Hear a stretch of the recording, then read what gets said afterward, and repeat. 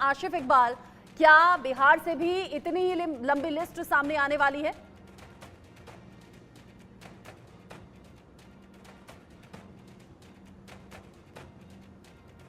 Ashif unmute कीजिए खुद को। जी सॉरी रचना। सबसे पहले कि आपको ये पहले भी मालूम था कि बिहार और उत्तर प्रदेश दो ऐसे राज्य होने वाले हैं जहां से सबसे ज्यादा मंत्री होंगे। और सबसे बड़ी बात कि इस बार सहयोगियों की संख्या भी बिहार से बढ़ी हुई है। 3 नए सहयोगी हैं जिनको मंत्रिमंडल में जगह देनी है, तरजीह देनी है। जेडीयू है, एलजेपी है और जीतन राम मांझी की हम पार्टी है। और लगभग लगभग इन लोगों को जिनको कॉल चला गया, वो जैसा कि आपने भी बताया, तमाम रिपोर्ट आपके पास है। लेकिन सबसे बड़ी चीज होगी, इस बार मंत्रिमंडल में बिहार की संख्या बढ़नी लाजमी है। आपको बताऊं कि जेडीयू कोटे से 2 मंत्री होंगे, जिसमें से साफ तौर पे रामनाथ ठाकुर और ललन सिंह को फोन चला गया है। चिराग पासवान को पहले से ही माना यह जा रहा था, क्योंकि अगर सबसे पहले किसी की बात तय मानी जा रही थी तो चिराग पासवान ही, क्योंकि चिराग पासवान ने चुनाव खत्म होते ही तुरंत सबसे पहले समर्थन पत्र दिया और उसके बाद कहा कि जो प्रधानमंत्री का आदेश होगा वो मैं मानूंगा। जीतन राम मांझी को फोन चला गया। और सबसे इंटरेस्टेड जो है वो है बीजेपी से कितने लोगों को एडजस्ट किया जाएगा, क्योंकि बीजेपी से जो पहले मंत्री थे उसमें आरके सिंह इस बार हार चुके हैं चुनाव।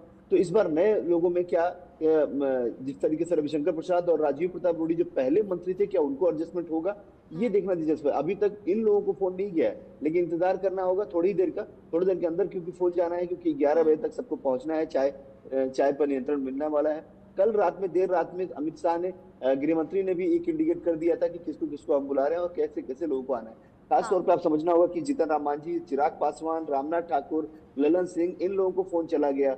अब बीजेपी कोटे के जो लोग हैं, खासतौर पे चाहे वो गिरिराज सिंह हो, चाहे वो आपको राजीव प्रताप रूडी हो, रविशंकर प्रसाद हो, जनार्दन सिंह सिग्रीवाल हो, दिलेश्वर कामत का भी नाम अभी, क्योंकि जेडीयू कोटे से ये माना जा रहा है कि दो कैबिनेट, एक एमओएस की बात हो रही तो उसमें दिलेश्वर कामत का नाम भी सामने आ रहा है। बीजेपी से इस बार जनार्दन सिंह सिग्रीवाल और ब्राह्मण चेहरे में, क्योंकि ब्राह्मण चेहरे पिछली बार अश्विनी चौबे थे, इस बार अश्विनी चौबे नहीं है, तो गोपाल जी ठाकुर का नाम ब्राह्मण चेहरे से आ सकता है। भूमिहार की अगर बात करें तो गिरिराज सिंह उसमें प्रबल है, लेकिन इस बार नवादा में, उनके जस्ट बगल में, बेगूसराय के बगल में नवादा से विवेक ठाकुर जीत के आए हैं। और विवेक ठाकुर सीपी ठाकुर के बेटे हैं। क्योंकि देखिए सबसे बड़ी चीज है कि बिहार और यूपी को, एक बात और जैसे अरविंद जी ने बताया, बिहार और यूपी का जिक्र सबसे ज्यादा है और शक्ति से मैं समझ लेती हूँ। बहुत जरूरी है वहाँ। हाँ, कास्ट और इक्वेशन कास्ट इक्वेशन को ध्यान में रखना है, साथ ही साथ जो घटक दलों के नेता हैं उन्हें भी साथ में लेकर चलना है। शक्ति, जब से नतीजे सामने आए हैं विपक्ष एक अलग ही तेवर में, या ये कहिए कॉन्फिडेंस में नजर आ रहा है,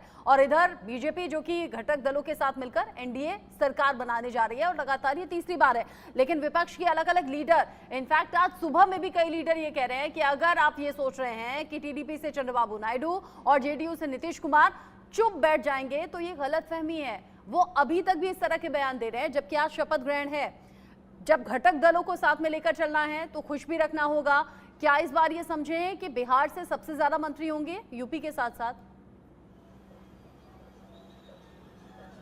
जी रचना, बिल्कुल। देखिए बिहार जो है प्रधानमंत्री नरेंद्र मोदी के लिए काफ़ी अहम रखता है। न सिर्फ आपको बताएं कि इस बार जो मंत्रिमंडल का जो जिस तरह से स्वरूप होगा, जो प्रारूप होगा, जिसमें कि तमाम घटक दल के जो सदस्य होंगे उनकी इसमें भागीदारी होगी। ये न सिर्फ मंत्रिमंडल बल्कि बिहार में अगले साल विधानसभा चुनाव भी होने हैं।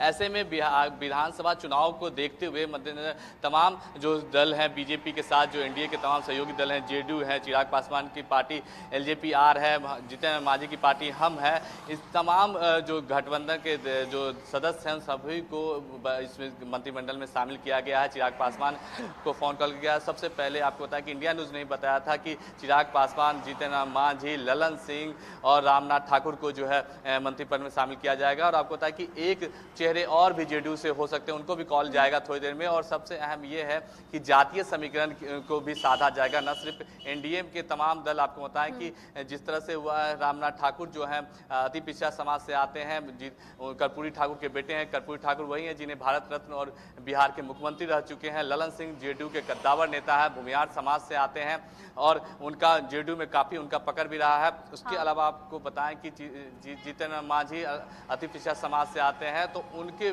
भी शामिल किया। और बीजेपी की बात करें तो बीजेपी की तरफ से निश्चित रूप से 2-3 नाम हो सकते हैं। सबसे अहम है जनार्दन सिंह सिग्रीवाल, जो तीसरी बार सांसद बन के आए हैं, उन्हें भी जो है मंत्रिमंडल में शामिल किया जाए, क्योंकि राजपूत समाज से आते हैं। और बिहार से एकमात्र ब्राह्मण चेहरा जो कि गोपाल जी ठाकुर हैं, उनको भी बीजेपी अपने मंत्रिमंडल में शामिल कर सकती है, क्योंकि आपकी अगले बातों साल से भी बिहार मुझे में शक्ति विधानसभा के यही चुनाव समझ है, में तो आ रहा है तमाम कि समीकरणों घटक दलों को के बिहार नेताओं को साथ में रखना है, मिलाकर चलना है। इस बार तो ये जरूरत भी है कि सबको मिलाकर साथ में रखा जाए, क्योंकि बीजेपी ने अकेले बहुमत हासिल नहीं किया है 2014 और 19 की तरह।